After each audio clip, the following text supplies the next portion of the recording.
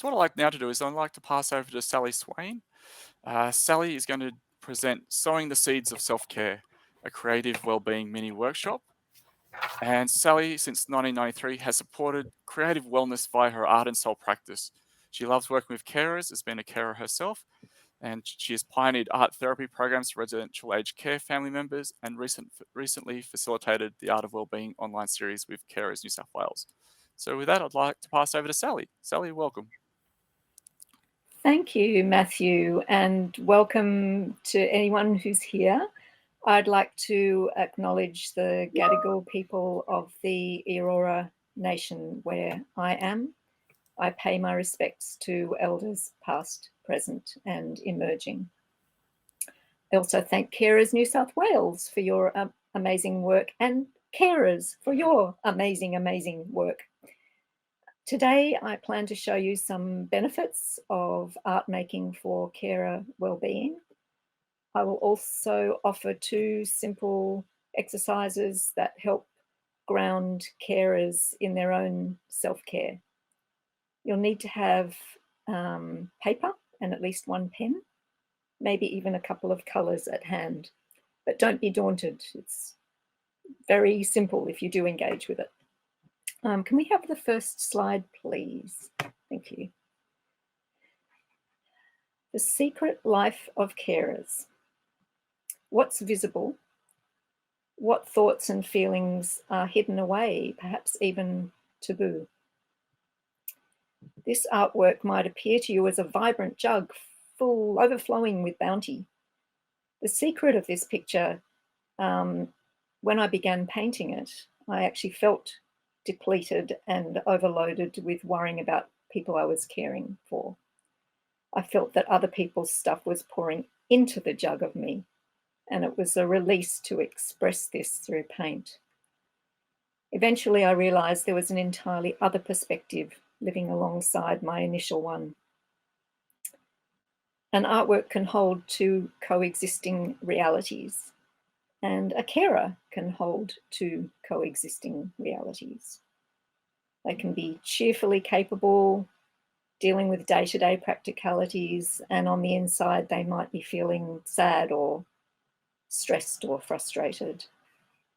So I continued working on the painting, honouring the overwhelm yet celebrating the life force. An example of how you can acknowledge difficulty, express it, and create alternative narratives. Next slide, please. Another one of my stories, I was sitting at my parents' dining room table in the retirement village they were in at the time, waiting for a weekend doctor to visit. My elderly dad with dementia was ill.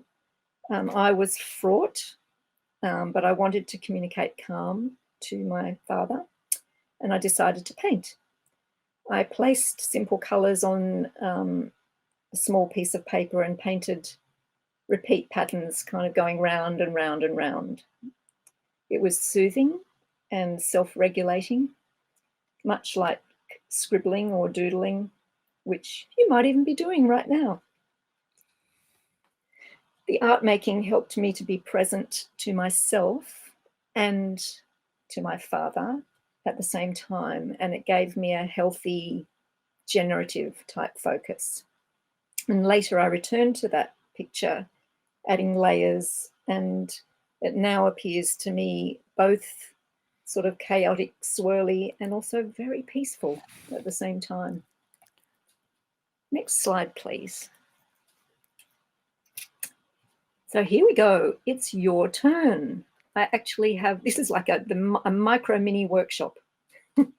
So if you have a pen or pencil ready, here's the first of our 2 super swift taster exercises.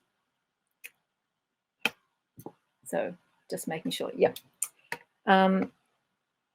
It's a simple portable process that can be useful with carers or with anyone really to support their well-being. It can help you get into the moment, and if you've got a racing mind, I actually find it quite useful even if I'm going for a walk and I've got a box over my head thinking about stuff, and helps me ease up some of that intensity. So if you're willing to close your eyes and let go of a breath or two, so you didn't know you were in for a workshop as well as presentation. And feel your feet on the ground. And feel your body making contact with the chair if you're sitting in a chair. And notice the parts of your body that make contact with the air and the space around you as well. When you open your eyes, I invite you to tune into one thing that you see. It could be something really obvious and familiar. It might be something that you don't normally notice. It could be just a crack in the windowsill. It could be your coffee mug. It could be anything. And let's just hang out with this, what I call a sensory object, for a few moments. And just notice it. And ask it a couple of questions and ask this object to tell you, to respond to, I am and I offer you. So it's I am, I offer you. Might be the daggiest thing that you've done all day or all year, in fact. Just play with it. So it might be I am a curtain. I offer you the ability to see the light of day. Could be anything. And let's have 2 minutes, literally 2 minutes, to perhaps write a message down if you did get one from your object. I am, I offer you. Or perhaps make some just colours or shapes, blobs, squiggles in response to this little internal, external sensory exercise. I won't talk so much for the next minute or so.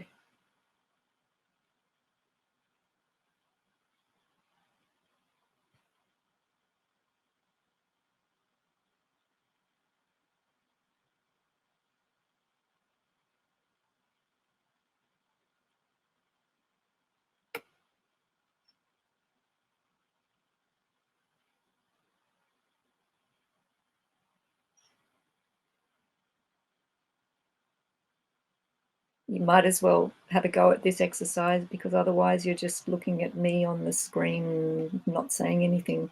So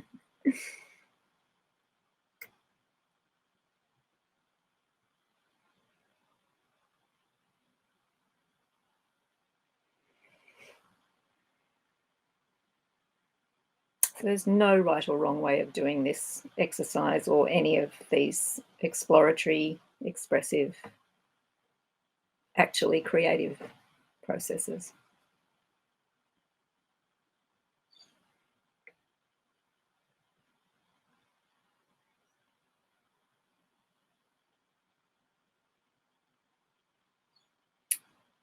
So if you have been jotting anything down or making some marks in response to your sensory object, just kind of notice how that was. You might pause that, you might just keep going, and it's like a great way for some respite from everything. So this exercise is available to you at any time, and it can help you ground, connect with your physical self, your surroundings, your senses, and your imagination. Next slide, please.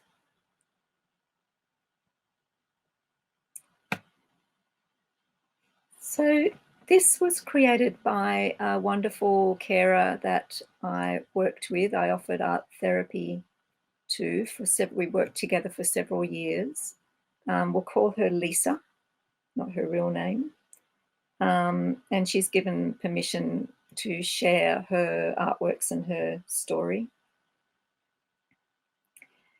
Lisa's husband, in his 60s, had early onset dementia. He was barely able to speak by this stage, and he was walking constantly. Lisa is a highly capable, positive, considerate person. She was suffering with, amongst many internal struggles, something called ambiguous grief, where the person you love is present and absent, kind of present and kind of absent at the same time. In one session, she talked about experiencing terrible loneliness and vulnerability.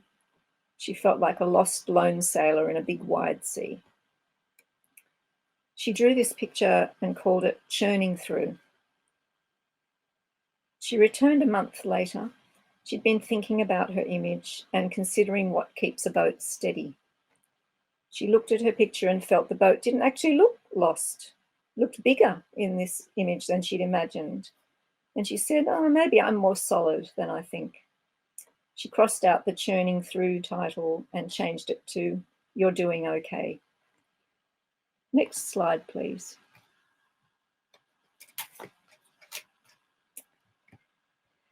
Only a very small difference between this one and the last one. Can you spot it? Lisa added a keel to her boat, a deep keel. She felt the keel to be similar to tree roots. It might be invisible under the water, but it helps with balance and stability. You can transform experiences of sadness or isolation through art making in a safe, held, respectful space. It doesn't make the feelings go away, but it can assist you to make a different relationship with the difficult feelings.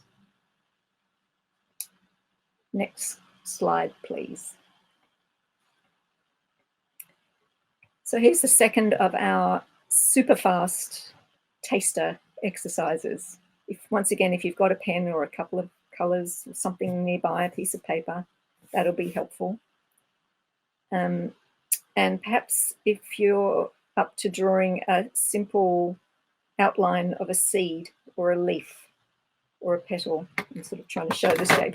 Sort of, where am I on the camera? Yeah, simple seed shape. And let's engage in a little contemplation to sow a seed of self-care. Once again, if you're okay to close your eyes for a few moments. And let go of a breath or two. Consider a way that you care for yourself or would like to care for yourself. Might be a self-care practice or activity, or just a tiny moment of okayness that you might have even felt in the last 24 hours.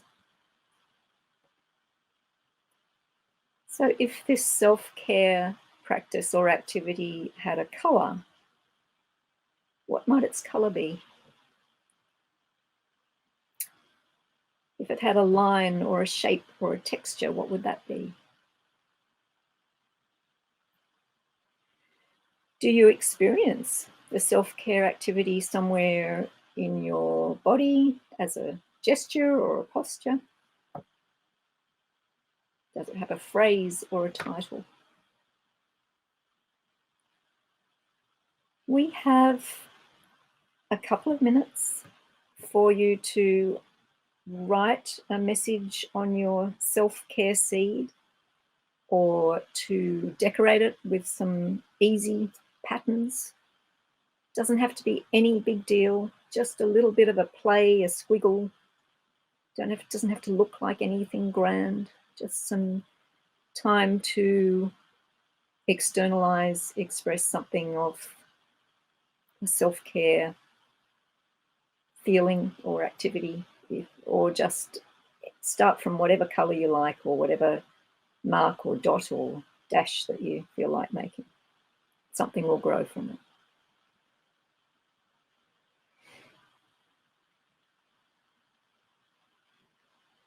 And once again, there's no right or wrong way to do this exercise.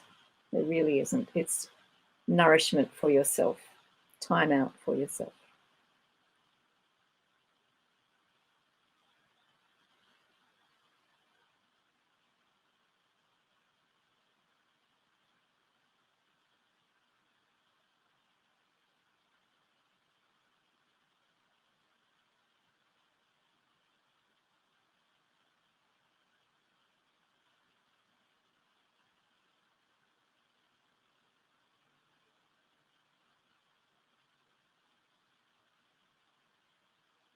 And once again, there's longish pauses where you might as well be engaging in this process, because otherwise it might be a bit boring watching me on the screen and not listening to anything exciting.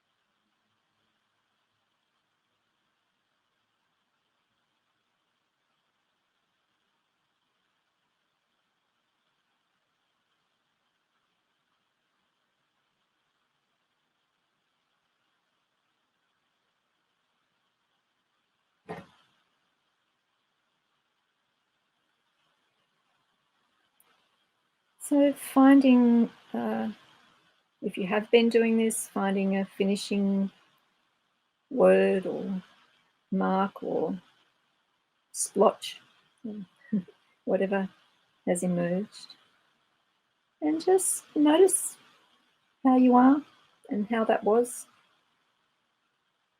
The quickest creativity workshop in the world. And know that both this tool and the one that we used a bit earlier, exercise tool of bit of creative tuning in and expression, they're available to you. They can be very useful for carers and those who support carers. And in reflecting on them, on this experience, what might be a gift or a learning for you? It might not have seemed like anything much, or you might have got some little nugget, morsel out of it for your own daily life or for your work with carers, perhaps. Next slide, please. So back to Lisa. Lisa was doing self-care activities. She managed to factor those into her intense days of supporting her husband. She was practicing self-care, but she was still often guilt-ridden and highly self-critical.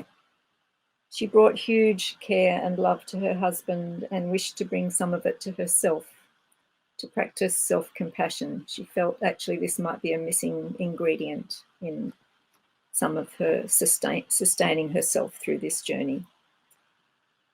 So in our session, she had an urge to wrap herself in softness and tenderness and warmth. She chose her favorite warm pinks and purples to paint, and she scrunched up the paper and then smoothed it out again, forming a kind of shawl. She loved what she created, and she called it her self-compassion wrap. And then afterwards, when she sort of fell into that self-critical rabbit hole, the wrap acted as a visual and tactile reminder of self-compassion, a bit of a touchstone over time. So I want to thank you for being here today, and we won't actually have time for questions, I believe. So you can contact me. Maybe I think my website is on the description. Yeah. And I'd want to thank you, and I hope you've been able to experience benefits for carer wellbeing of working alongside an art therapist or doing some of these sorts of processes yourself. You can have it can be a meditative respite space in the midst of a busy day, an opportunity to release difficult feelings, or it can be a strength-based tool to help shift your focus towards hope and possibility. Thank you. Wonderful.